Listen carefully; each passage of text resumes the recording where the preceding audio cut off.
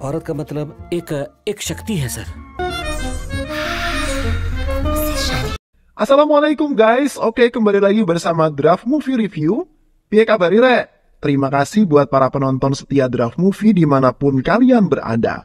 Semoga kalian semua selalu sehat ya. Kali ini Draft Movie sudah merangkum sebuah film yang berjudul Shivaji Suratakal. Penasaran nih dengan kisahnya? Wilah gasken, tanpa banyak basa-basi, ini dia alur ceritanya.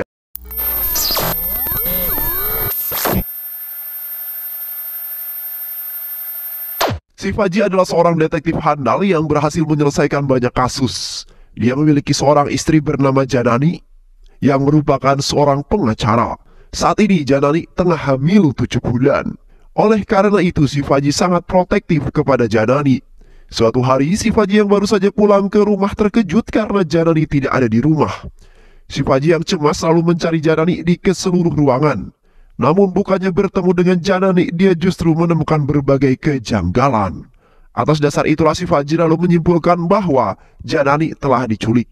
Shivaji lalu pergi ke rumah tetangganya untuk mencari sebuah informasi. Tetangganya lalu mengatakan bahwa sebuah mobil ambulans berwarna putih datang membawa Janani. Shivaji dan Kapolsek kemudian pergi ke control room untuk mendengar rekapan telepon dari seorang wanita. Wanita itu mengatakan bahwa 2 orang pemuda yang salah satunya bernama Banti telah menculik seorang wanita hamil menggunakan sebuah ambulans. Wanita hamil itu adalah pengacara yang bernama Janani. Kapolsek yang mengetahui hal tersebut kemudian meminta Shivaji untuk tidak ikut campur dalam kasus ini karena dia yang akan menanganinya sendiri. Kapolsek tahu jika Shivaji terlibat dalam kasus ini dia pasti akan menghabisi para penculik tersebut. Namun Shivaji tidak diam begitu saja. Dia bergerak sendirian mendatangi seorang hacker yang memintanya untuk melacak di manakah panggilan terakhir si Janani, istri tercintanya. Hacker itu berhasil mendapatkan informasi mengenai Janani. Di panggilan terakhirnya terdengar suara orang yang sedang mengancam Janani karena berani menangani kasus yang menjerat salah satu orang yang penting. Keesokan harinya, Janani yang berhasil melapaskan diri kemudian menghubungi Shivaji melalui HP penculik dan meminta tolong padanya. Janani memberitahu Shivaji lokasi di mana dia disandera. Namun tak lama kemudian para penculik pun datang dan langsung memukul Janani. Janani jatuh tersungkur. Banti yang merupakan salah satu penculik itu lalu membunuh temannya sendiri untuk menghilangkan saksi. Dia takut jika nanti temannya ketangkep, maka dia akan membuka mulutnya. Beberapa menit kemudian Shivaji langsung pergi ke lokasi yang dibicarakan oleh Janani.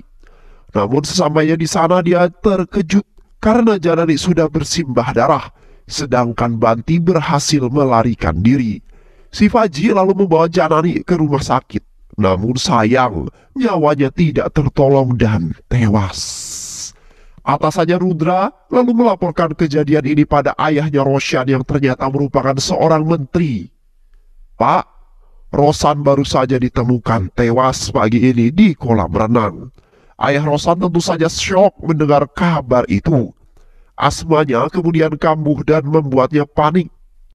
Kapolsek yang mendapatkan laporan kasus tersebut diminta untuk segera menyelidikinya.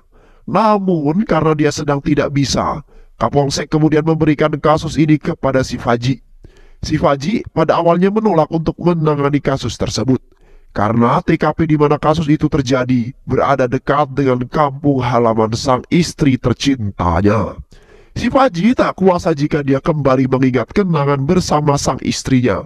Namun karena Kapolsek terus mendesak dan memaksanya, Shivaji akhirnya nurut dan menerima kasus tersebut. Shivaji lalu pergi ke TKP bersama asistennya yang bernama Govin Dudu. Sesampainya di kolam renang, Shivaji langsung menggelar investigasi untuk mencari petunjuk serta barang bukti. Berdasarkan laporan hasil autopsi, Roshan diketahui telah tenggelam dan diperkirakan meninggal jam 1 dini hari. Shivaji yang mengetahui bahwa Roshan juga mempunyai penyakit asma, berasumsi jika ada sesuatu yang membuat Roshan sangat ketakutan. Ketakutan itu membuat asmanya kambuh dan Roshan pun jatuh ke dalam kolam. Dia yang tidak bisa bergerak lalu tenggelam dan akhirnya tewas. Shivaji yang kemudian memerintahkan Rudra untuk segera mencari keberadaan Anwar, sopir pribadinya Roshan. karena diketahui Anwar juga telah hilang sejak malam kejadian. Tak lama kemudian, Pritam datang menemui Shivaji. Dia mengatakan kepada Shivaji bahwa dirinya lah yang mengangkat Roshan keluar dari kolam ini. Shivaji yang melihat tinggi badan Pritam kemudian merasa aneh. Ada hal yang mengganjal di pikirannya. Dia lalu mendorong Rudra yang kemudian memiliki tinggi lebih dari 5 kaki ke dalam kolam. Dan ternyata Rudra tidak tenggelam. Shivaji tentu saja merasa ada yang janggal dengan kematian Roshan. Dia lalu bertanya-tanya mengapa bisa kolam ini yang hanya memiliki kedalaman sedalam 5 kaki mampu menenggelamkan Roshan yang tingginya jauh melebihi Rudra. Tinggi badan Roshan ada 6 kaki sedangkan Rudra hanya 5 kaki. Lantas mengapa Roshan bisa mati tenggelam ya? Karena menemukan kejanggalan tersebut, Shivaji akhirnya memutuskan untuk tinggal di resort tersebut hingga kasus itu diselesaikan. Shivaji lalu melanjutkan investigasinya. Kali ini dia menginterogasi Pritam dan menanyakan kronologi dia menemukan Roshan. Pritam lalu menjelaskan kepada Shivaji bahwa saat itu dia meminta istrinya datang ke kamar Roshan karena Roshan menelpon istrinya sambil ketakutan. Aku yang telah mendengar semua cerita dari istriku langsung menghubungi kepolisian untuk meminta bantuan. Namun karena sinyal di desa ini buruk, aku tidak dapat menghubungi mereka.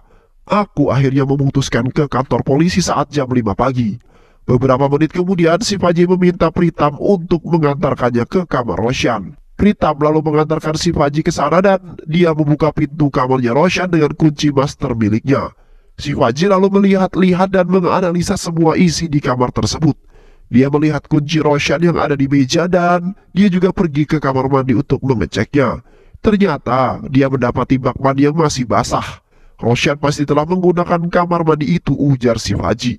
Shivaji lalu membuka koper Roshan yang memeriksa barang-barang miliknya. Shivaji menemukan sebuah pistol yang dibungkus kertas oleh Roshan. Namun setelah dia mengamati, ternyata Roshan sama sekali tidak menggunakan pistol tersebut.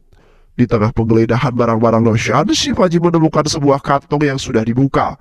Namun barang-barang yang ada di dalamnya sudah menghilang. Shivaji lalu menyimpulkan bahwa seseorang pasti sudah mencuri barang tersebut. Shivaji lalu memeriksa HP milik Roshan dan dia membuka Instagram milik Roshan dan mendapati beberapa petunjuk. Petunjuk pertama, ternyata Roshan memiliki seorang kekasih bernama Anjali. Anjali adalah seorang dokter sekaligus psikiater. Dan petunjuk yang kedua adalah petunjuk yang membuat Shivaji jadi makin tercengang. Bagaimana tidak, dia menemukan sebuah fakta bahwa Roshan adalah juara renang yang saat masih SMA. Itu berarti Roshan bukan mati karena tenggelam, melainkan dia dibunuh oleh seseorang. Shivaji lalu meminta Govindu untuk menutup semua akses di resort ini. Tidak boleh ada satu orang pun yang keluar ataupun masuk ke dalam resort ini. Shivaji lalu pergi untuk mengecek rekaman CCTV. Dia terus melihat dan mencari di mana rekaman CCTV saat kejadian. Jam tepatnya 1 malam hingga jam 5 pagi. Namun di sana sama sekali tidak menemukannya. Pritam menjelaskan kepada Shivaji bahwa CCTV tidak merekam karena pada saat itu listrik sudah padam. Shivaji lalu marah kepada Pritam. Shivaji tidak menyerah begitu saja. Berdasarkan hasil pantauan dari CCTV, dia melihat ada seorang pria alias tamu yang sedang berfoto-foto di setiap sudut ruangan resort. Shivaji lalu pergi menemui pria itu yang ternyata bernama Gauda. Shivaji lalu menginterogasi Gauda. Dia menanyakan kepada Gauda mengapa Gauda selfie di setiap sudut resort. Gauda lalu menjelaskan kepada Shivaji sambil selenge-selengean, "Pak, saya ini fotografer loh. Ketika saya sedang menganggur, gak ada job ya, saya foto-foto lah Pak, di angel-angel tempat yang menurut saya estetik," ujar Gauda. Shivaji yang melihat hal tersebut lalu menjadi sangat kesal. Dia memarahi Gauda dan mengambil koin yang ada di genggaman tangannya. Shivaji lalu bertanya lagi dari mana Gauda mendapatkan koin tersebut. Gauda lalu menjelaskan bahwa dia menemukan koin itu di dalam hutan saat sedang berjalan menuju resort ini. Setelah selesai menginterogasi Gauda, Shivaji lalu pergi menemui tamu lain bernama Sureha. Shivaji lalu menginterogasi Sureha. Sureha menjelaskan kepada Shivaji bahwa dirinya adalah seorang sutradara film. Dirinya sengaja datang kemari karena mendengar banyak masyarakat yang mengatakan rumor tentang hantu wanita perawan bernama Rana. Sureha ingin mencari tahu informasi mengenai hantu tersebut. Dia juga ingin mendokumentasikannya ke dalam film. Sureha lalu menjelaskan kepada si Faji tentang detail hantu Rana tersebut. Dia mengatakan bahwa hantu Rana adalah hantu wanita perawan yang sering membunuh laki-laki jomblo yang ditemuinya. Hantu itu bukanlah rumor semata, Pak. Saya meyakini keberadaan hantu tersebut. Karena semenjak saya ada di sini, saya susah tidur dengan nyenyak. Saya selalu saja dimimpikan oleh hantu-hantu tersebut, ujar Sureha. Di tengah-tengah interogasinya tersebut, si Faji tiba-tiba saja mendengar teriakan seorang wanita. Ternyata teriakan itu berasal dari salah satu tamu wanita bernama Sukya. Sukya dan suaminya Gupta tinggal di resort tersebut. Gupta adalah seorang yang berprofesi sebagai teknisi listrik. Si Faji lalu pergi menemui mereka dan bertanya mengapa Sukya berteriak. Lalu Sukya menjelaskan bahwa dia berteriak karena melihat banyak bangkai burung di balkon kamarnya. Si Faji lalu pergi ke sana dan mendapati sudah banyak burung-burung mati karena kepalanya dipenggal. Si Faji yang tadinya masuk ke dalam kamar Sukya melihat sebuah obeng dan mengamankan obeng itu yang ternyata milik Gupta. Dia lalu menginterogasi Sukya dan Sukya mengatakan kepadanya bahwa tadi malam dia mendengar seseorang yang mengetuk-ngetuk pintu kamarnya dengan sangat keras. Namun ketika dia membukanya tidak ada satupun orang yang ada di sana. Si Faji, apakah memang benar ada sosok hantu Rana yang bergentayangan di desa ini? Untuk memastikan keraguannya, si Faji lalu pergi menemui Bat, seorang pelayan di resort itu. Bat terlihat sedang menguburkan bangkai-bangkai burung yang tadi berserakan di balkon Sukya. Bat lalu berkata kepada si Faji bahwa keberadaan hantu Rana sudah memakan banyak korban jiwa di desa ini. Dia juga mengatakan kepada si Faji bahwa sumur yang ada di dekat mereka dipercaya sebagai rumahnya hantu Rana. Si Faji yang penasaran ingin membuka sumur tersebut, namun Bat terus melarangnya. Dia meminta si Faji untuk mengurungkan niatnya tersebut.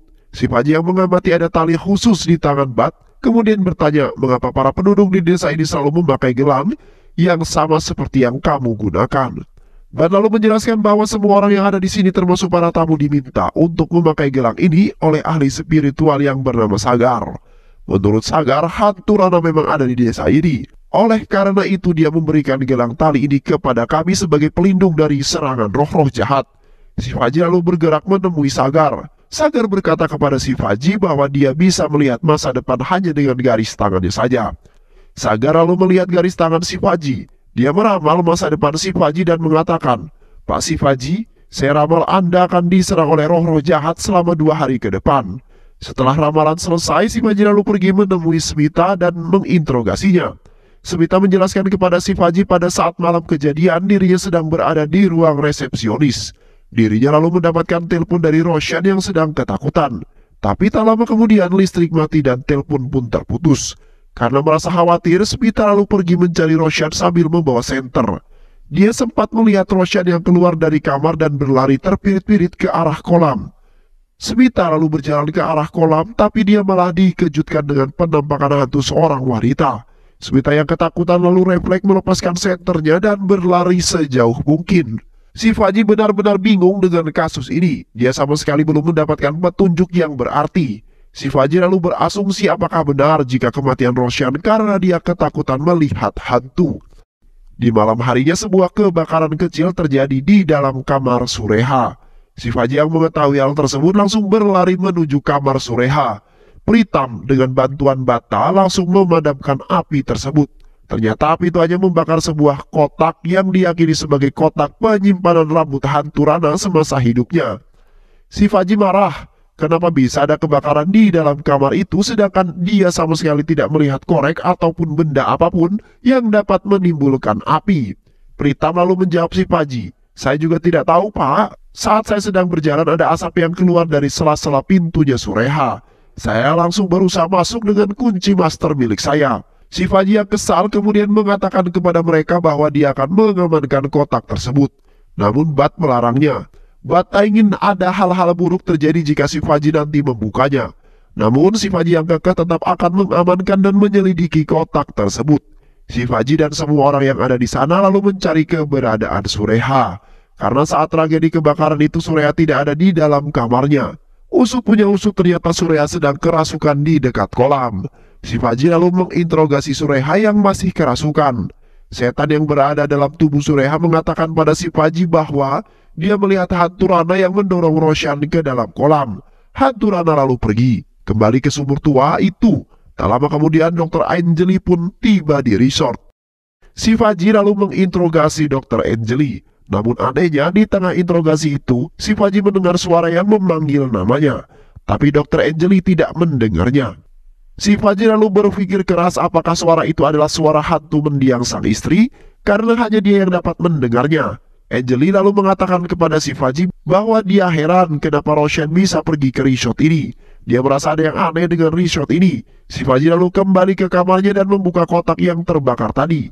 Ternyata di dalam kotak itu ada beberapa helai rambut dan sebuah koin yang sama dengan yang ditemukan Gauda. Beberapa menit kemudian Smita datang dan memberikan kopi kepada Shivaji. Selama berada di resort itu, Smita sering mengantarkan kopi untuk Shivaji. Tak lama kemudian lampu resort pun kelap-kelip hingga akhirnya mati. Shivaji berusaha untuk menghubungi resepsionis namun tidak ada tanggapan. Di saat yang bersamaan suara ketukan pintu terdengar keras dari kamar Shivaji. Shivaji lalu berlari untuk mengeceknya namun dia tak menemukan seorang pun di sana. Dia lalu bergerak untuk mencari tahu tapi dia malah melihat sosok hantu wanita yang sangat menyeramkan. Shivaji kini ketakutan dan perlahan-lahan percaya dengan kisah hantu Rana. Di dalam kamarnya Shivaji yang sedang tidur sebentar kemudian bermimpi melihat sosok hantu wanita yang seram yang berwajahkan Janani, istrinya sendiri. Shivaji yang kaget sontak terbangun dari tidurnya. Shivaji lalu pergi menemui Govindu dan seperti biasa, tak lama kemudian Smita datang membawakan mereka kopi. Namun yang meminum kopi itu hanyalah Shivaji seorang. Shivaji lalu menceritakan kepada Govindu tentang mimpi buruknya itu. Namun Govindu sama sekali tidak mempercayainya. Dia malah merasa aneh dengan tingkah laku Shivaji yang tidak seperti biasanya. Biasanya Shivaji sama sekali tidak percaya dengan kisah-kisah berbau mistis. Shivaji tentu saja marah ketika Govindu tidak mempercayai ceritanya. Dia lalu pergi meninggalkan Govindu sendirian. Shivaji lalu mandi dan mengganti baju baru, kemudian dia menyeruput kopi di balkon. Namun tak lama kemudian, Shivaji melihat segerombolan burung yang hendak menabraknya. Shivaji lalu melempar gelas kopi kepada burung-burung itu, namun saat kemudian burung-burung itu menghilang. Angeli beserta semua orang yang ada di sana kemudian pergi menemui Shivaji. Angeli meminta Shivaji untuk duduk dan menenangkan dirinya. Setelah tenang, Shivaji lalu menceritakan tentang Janani kepada Angeli. Angeli yang mendengar hal tersebut meminta Shivaji untuk berhenti sebentar dalam menangani kasus ini. Dia juga meminta Shivaji untuk kembali meminum kopinya agar lebih tenang. Shivaji lalu mendengarkan kata-kata Angeli. Dia meminum kopi itu dan tak lama kemudian dia pergi ke rumah mertuanya yang tak jauh dari resort itu. Namun di tengah jalan dia merasa sedang menyetir bersama Janani. Shivaji kini sudah berada dalam rumah mertuanya dalam keadaan tertidur. Dia kemudian terbangun dan tak lama kemudian Govindu menghubunginya. Govindu lalu melaporkan kepada Shivaji bahwa Rudra telah berhasil menemukan Anwar, sopir pribadi Roshan. Shivaji lalu kembali ke resort dan sesampainya di sana, Shivaji lalu memarahi Anwar habis-habisan. Rudra lalu mencela kemarahan Shivaji. Dia mengatakan kepada Shivaji bahwa Anwar ini adalah orang yang hampir Shivaji tabrak tadi sore. Rudra menemukan Anwar sudah berada di pinggir jalan. Shivaji bingung mendengar hal tersebut. Dia tidak merasa hampir menabrak seseorang. Dr. Angeli kemudian datang dan meminta Shivaji untuk tidak memarahi Anwar karena Anwar pasti masih shock karena hampir ditabrak. Shivaji lalu menegaskan kepada Dr. Angeli bahwa dia sama sekali tidak merasa hampir menabrak Anwar. Anwar pasti telah berbohong. Dia mengelabui kita semua. Saat itu, aku mengemudikan mobil bersama Janani tanpa ada hambatan. Perjalanan kami lancar-lancar saja. Angeli lalu mengatakan kepada Shivaji, "Pak, istri Anda telah meninggal. Anda pasti berhalusinasi sekarang.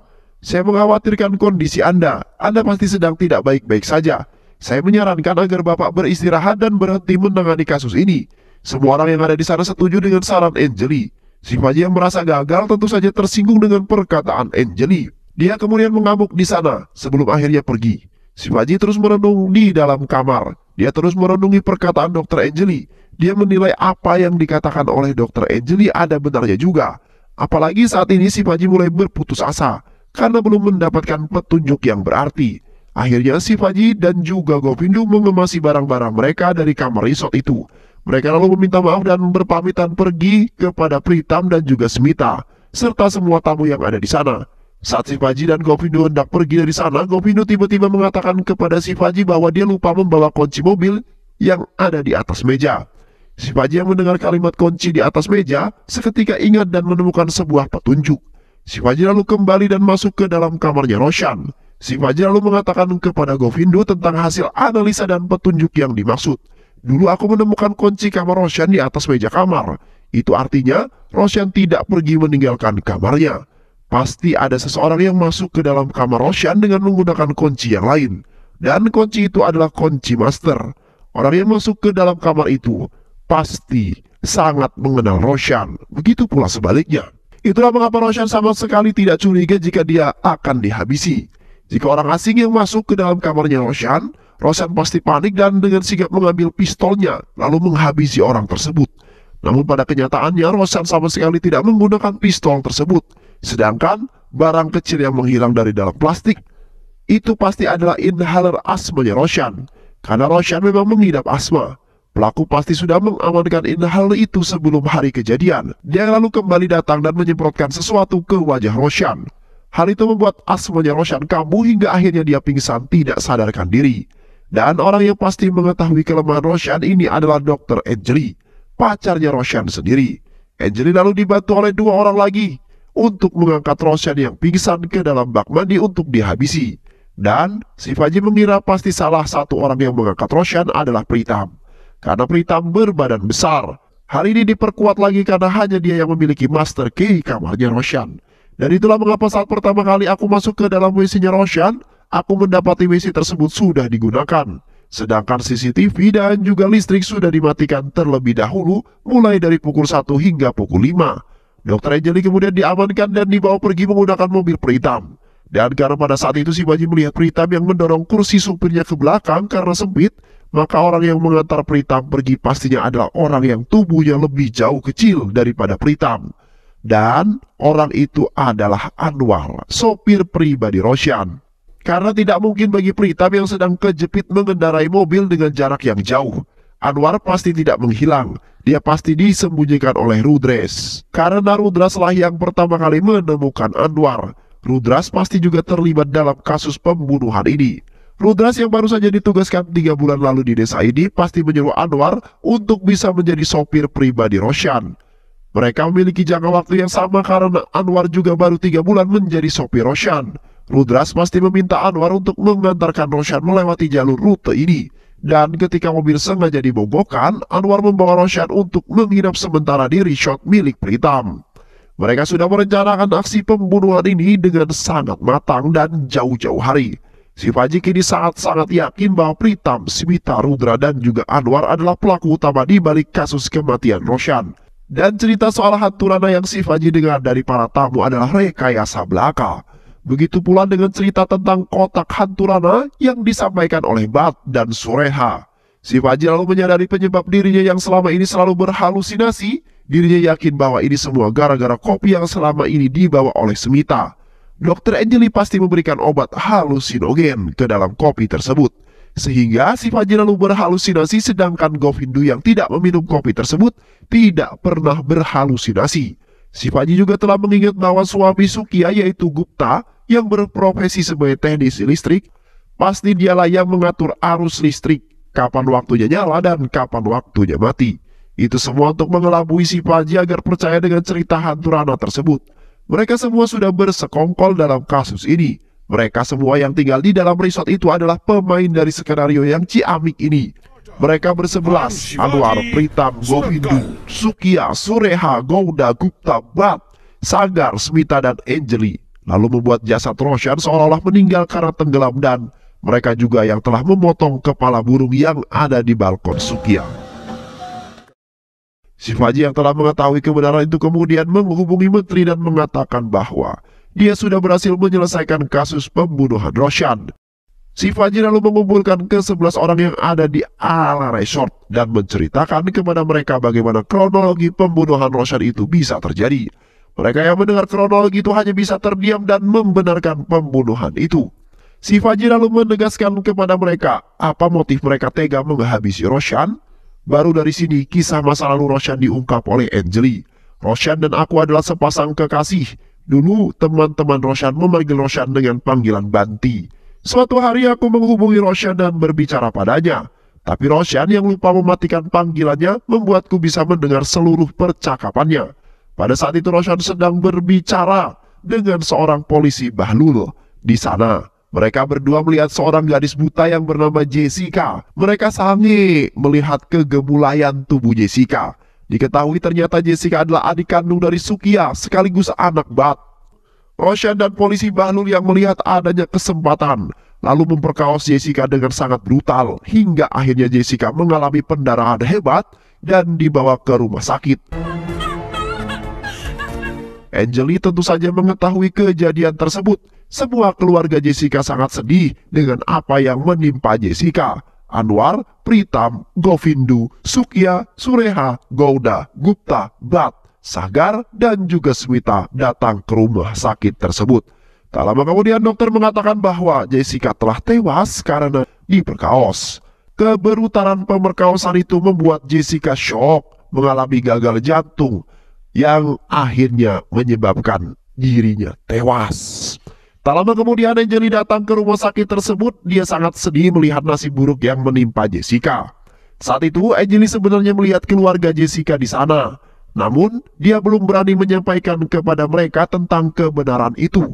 Keluarga Jessica lalu melaporkan kasus pemerkosaan ini kepada polisi Bahlul. Polisi Bahlul yang merupakan pelaku pemerkosaan tentu saja tidak menggubris kasus pemerkosaan ini. Dia secara sepihak menutup kasus tersebut.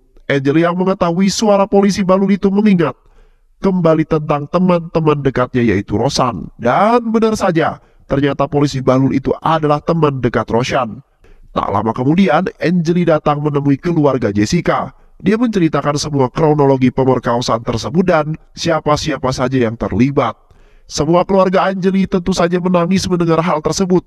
Anjali juga berjanji kepada mereka bahwa dia siap menjadi saksi di pengadilan nanti.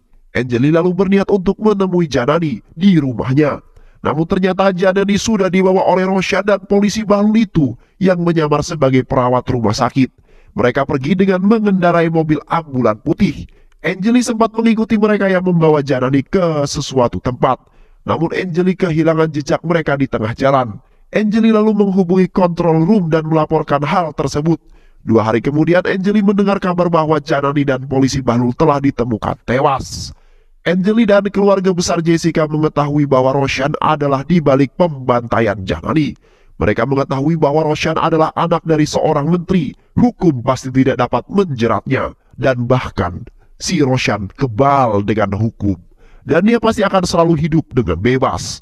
Keluarga Jessica dan Anjali lalu berkumpul dan berdiskusi sejenak. Hingga pada akhirnya mereka sepakat untuk membantai Roshan dengan sangat-sangat brutal dan sangat-sangat cerdas. Setelah Anjali menceritakan semua itu, si Paji hanya bisa menangis. Lalu berkata, pengacara itu adalah istriku. Semua orang-orang yang ada di sana tentu saja terkejut mendengar hal itu. Kini si Paji bingung harus bagaimana. Di sisi lain, ke-11 orang yang ada di hadapan ini adalah pelaku pembantaian Roshan. Namun di sisi lain, Roshan yang sudah tiada adalah pelaku pembunuhan istrinya.